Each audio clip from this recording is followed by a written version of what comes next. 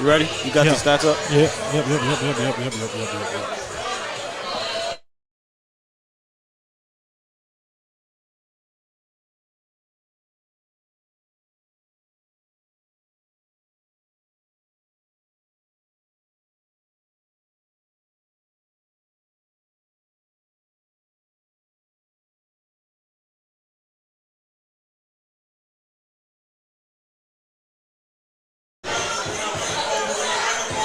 Welcome in, Cowboys Nation, to the Dave's Hot Chicken halftime show. It's hot. It's hot, but it's only hot for the Saints right now. Hot garbage for the Cowboys. Hot garbage. But shouts out to Dave's Hot Chicken, America's favorite chicken for America's team. Be sure to check out your local Dave's today. We got 3 locations in McKinney, Plano, and Waco. Like we just said, man, the only thing hot right now is the New Orleans Saints offense, which has not been stopped. And my worst nightmare, Jesse, is playing out right in front of me.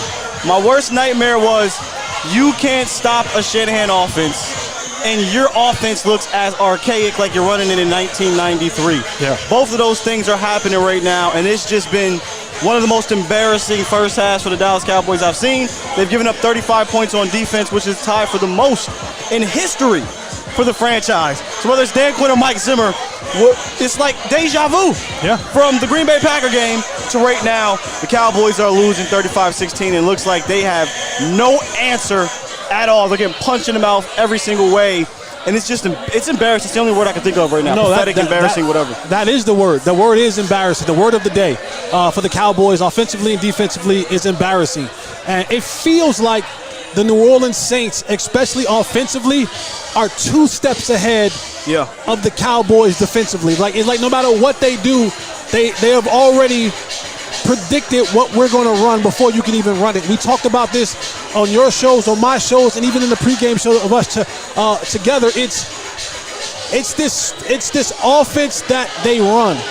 They give you and they stress you out in so many different ways because you have the pre-snap motion and you have the what they do post-snap as well. They are going to stress the defense in every single way possible, and the Cowboys have not had an answer at any level. Derek Carr has been able to sit back there and do what he wants, when he wants, how he wants, to who he wants it to. Alvin Kamara, Rashid Shaheed, Chris Olave. There has been absolutely no resistance in the face of the Saints offense. And you know, we talked about Zim and what he was going to be able to bring. But when you're faced with an offense like this, it looks like the same old thing. Rinse and repeat. And while we felt good about this defense last week, boy, has this taken a major step back this week for everybody defensively for the Cowboys. It's embarrassing, and that's the operative word that we should use and will use for at least for the first half performance. Yeah, I've called this game a check mark game for the defense, a real test, a totally different test than last week. And if you watch the show during the week, you know that. We talk about this Kubiak offense. And unfortunately, nothing looks like it's changed, and that's the sad part because you're going to run into this more often. And I know we got a whole second half to go here, and you would hope, you hope that they find and make some adjustments, but I don't even know what they could do. The pass rush is not getting home. The pre- and post-snap action is kind of giving that extra tick for David Carr to get off. Early on to start this thing, they come out, they march right down the field on you. Then the very next play, one play to we talked about the speed and outrunning a zone. If you can't get home, he'll do it, and he'll throw the rock, and that's exactly what happened. So they just need an answer defensively. And, I mean, that's really the takeaway on the first half is your defense has been embarrassing. But your offense, let's just be real, this looks concerning to me. Yeah. I thought at home we get more of the here we go offense, more pre-snap motion with some intent to it. This looks like 1993. Every run out of the shotgun. We're tossing the ball to Ezekiel Elliott on the outside and running it to Deuce Vaughn on the inside. There's no answers offensively either. And then when you start to move it a little bit at the end, Jalen Brooks trips over his feet, interception. It's just been an embarrassing first half. No, it really has been an embarrassing first half for the Cowboys. And, to your point, it seems like they're searching in this bag of running backs, trying to find something, trying to give them something, and it hasn't worked for them. It has not worked. And thank God for CeeDee Lamb just being an absolute just stud at the receiver position, or this game will look a lot worse because the play that he made, he's probably the only player on this team that can make that play, can turn that play. What's more, people would have made like a 12-yard gain and out of bounds into a 50-yard touchdown. So for him, it's being able to have that dog in him and giving you a chance. But the Cowboys, it looks bad, man. It looks really, really bad offensively. And I hate to say the game is over at halftime, but I think there was a stat up there where teams don't really lose like this when it's like, and look, the score alone, you can't make a stop. Literally, this is Green Bay all over again. They had 3+ 50-yard touchdown scores in the first half. Every time they touched the ball in this game, touchdown. They scored a touchdown. They've done it through the air. They've done it on the ground. They've done it, every which way, and then you compound it all at the, right before the half with the interception by Dak Prescott. Jalen Brooks slips and falls down, and they get an interception, and they, return it back into the goal to the red zone, and then they just quarterback sneak it. A disappointing first half for the Jalen and Jalen firm. Disappointing. The first Jalen Tolbert, he just floats back, just waiting for the ball. So just casual. Gets so casual. I've never seen anything like it.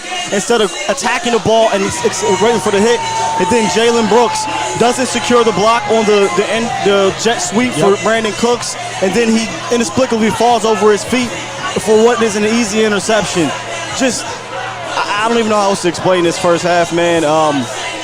The Cowboys get the ball. They obviously have to come out here and score, but just like last year in the Packer game, I have absolutely zero confidence that they'll get a stop. And I don't know if they have the confidence. They show us, pictures of the sideline and Mike Zim and Mike McCarthy. They look confused. They look bewildered. They look like we don't have an answer for what's happening to us right now.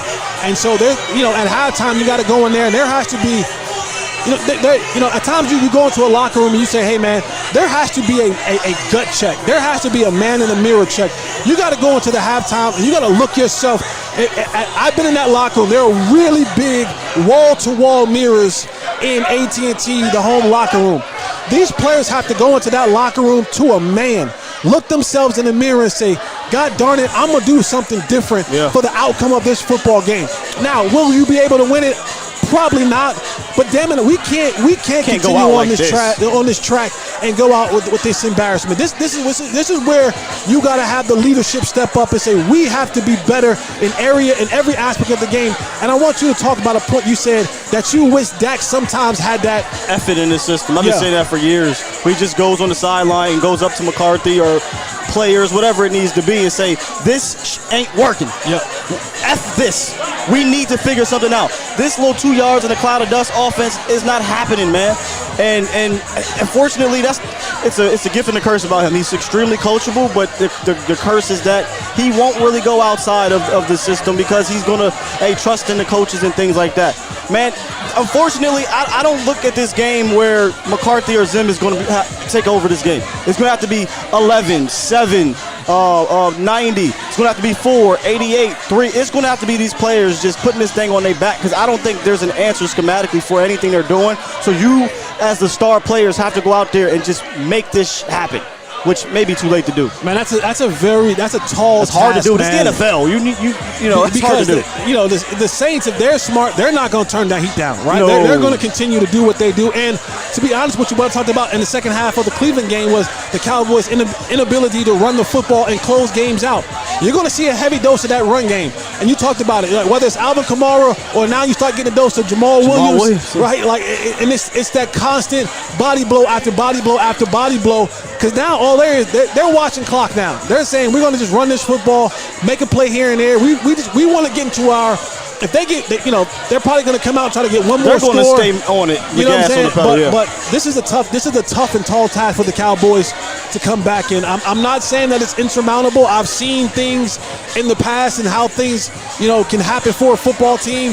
A play here, a play there, a turnover here, a turnover there, and you're back in this football game. That's what needs to happen. But boy, turnovers and a big play. When you look at this first half, it has been abysmal, man, and the Cowboys have zero answer for anything that the Saints are doing on any side of the ball. Indeed, man. So we'll see you guys in the post-game show, and we'll see how this thing ends. But at this point, the bar is low for me. Just finish this thing with some fight, please. please show some damn fight, because it's embarrassing. I'm embarrassed right now. There's a million Saints fans right here, and I have to take this. And, you know, shouts out to them. I can't even be mad at them. They deserve to celebrate the way they're celebrating right now because they're whooping our ass.